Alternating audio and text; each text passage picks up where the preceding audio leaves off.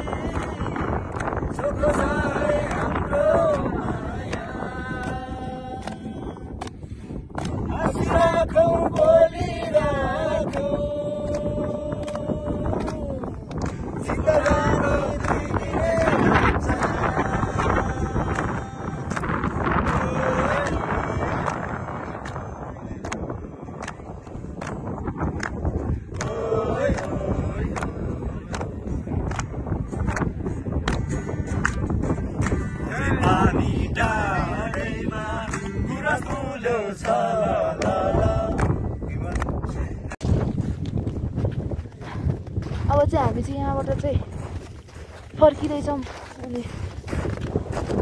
यहाँको चाहिँ एकदमै वेदर चाहिँ यस्तो छ है गाइस। तपाईँहरू पनि घुम्न आउनु होला। ओ माई गॉड। हामी यहाँनिर ब्रेकफास्ट होइन हामी यहाँ खाजा खानको लागि रेडी भइरहेछौँ। पुरो टोली हेरिरहेछौँ। सुखा रोटी खाइरहेछौँ।